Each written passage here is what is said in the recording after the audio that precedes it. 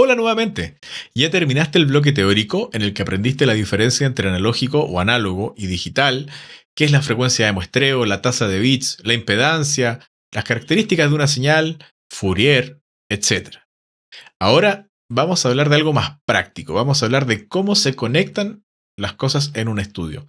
Y para eso te tengo que presentar el concepto de cadena de audio. Así que vamos allá.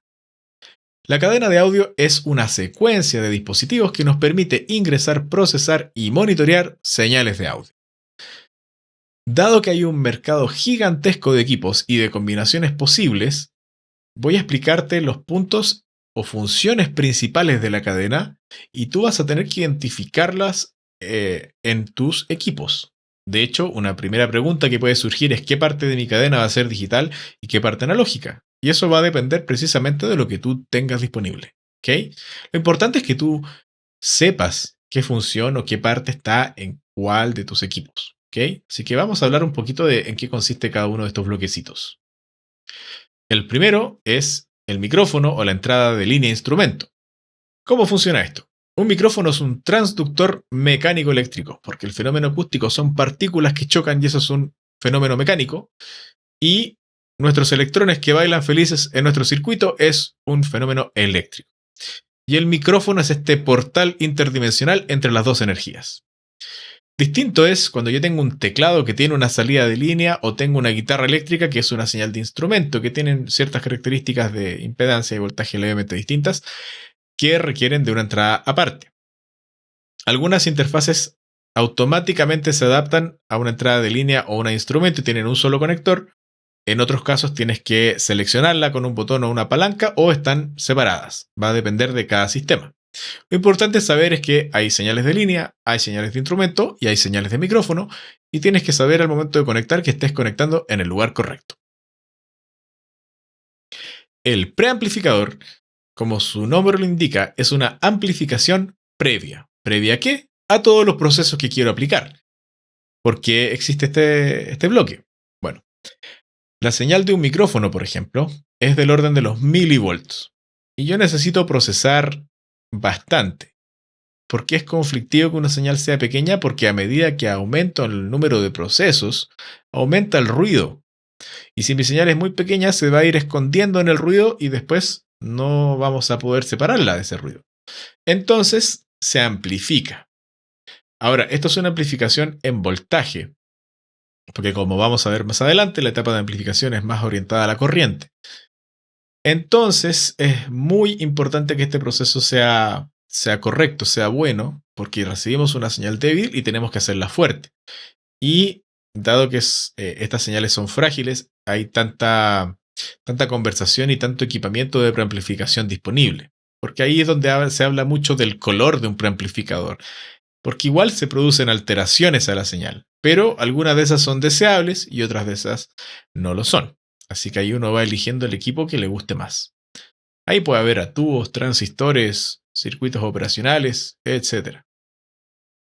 Una vez que tengo lista mi señal para procesar, vamos a distinguir dos formas de procesar. Una que es por inserción y una que es por envío, o auxiliar o send, que son formas en que uno normalmente los ve indicados, esas formas de proceso. La inserción modifica la señal. ¿Qué significa esto? Entra y es procesada y sale. Pero sigo dentro de mi mismo canal. Y yo ya perdí la información de cómo era la señal antes. La señal entra, se ecualiza, por ejemplo, y sale ecualizada. Yo ya no tengo la señal antes de ecualizar. Y esto sirve para compresión, ecualización, distorsión. Generalmente son inserciones. Pero hay casos en que me interesa mantener la señal original y tener una copia procesada. Y en esos casos uso el envío o la mezcla auxiliar. El envío es muy interesante porque antiguamente, cuando no había tantos recursos tecnológicos, si tú querías poner reverberación, por ejemplo, que es un efecto muy típico que se usa por envío, a muchas voces, yo no podía insertar 10 reverb a 10 voces, porque era mucho equipamiento para la época, porque eso era un equipo analógico posiblemente. Entonces, lo que se hacía era que yo, en mi mesa de sonido, mandaba las 10 voces mediante un envío auxiliar, una mezcla auxiliar, a la reverberación. Entonces llegaba una mezcla de las 10 voces a una reverberación y salía una señal reverberada. Esa es una utilidad práctica del envío. Y si te das cuenta, yo puedo hacer una mezcla paralela, que es lo que se hace también para los monitores en escenario. Pero ese es otro tema. Nosotros nos vamos a quedar con que en algún punto de la cadena entre las inserciones, como sea ahí, porque puedo tener varias inserciones, saco una duplicación de la señal, la proceso por separado y eso sale por un segundo canal. ¿Sí? Una de las utilidades que yo les digo es que puedo tener un efecto para muchas señales. Esa es una de las ventajas del envío. Y ahí, bueno, en la práctica van a ir viendo que a veces les conviene más hacer inserción y en otras veces hacer envío.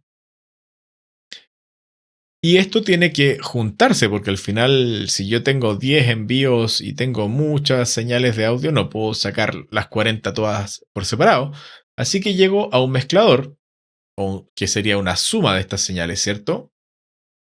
Y por eso uno escucha el término sumador o mezclador, que toma todas estas señales, perdón, y saca una monofónica o estereofónica según el caso. La mayoría de los casos es estereofónica. Ahora, si yo quiero escuchar esta señal, necesito que pase por un parlante que saque la señal del mundo eléctrico y la devuelva al mundo de la acústica. Y para eso necesito amplificar la señal en corriente para que sea capaz de mover un parlante, ¿sí? Y llega, por supuesto, a mi sistema de parlantes o de fonos. ¿Okay? Obviamente aquí no estoy hablando del almacenamiento en el computador ni nada, porque en el software vamos a ver más que nada esto, las inserciones, los envíos y la suma de señales. Así que nos vamos a enfocar en esto. Esto es un diagrama para que entendamos cómo es el flujo de la señal. Entra mediante un micrófono o una señal de línea instrumento. La preparamos con el amplificador. Usamos inserciones cuando no nos interesa mantener la señal original, como en la compresión, ecualización o distorsión, por ejemplo. Y cuando necesitamos mantener la señal original y sumarle un efecto, usamos un envío. Y después sumamos todas las señales en un mezclador o sumador.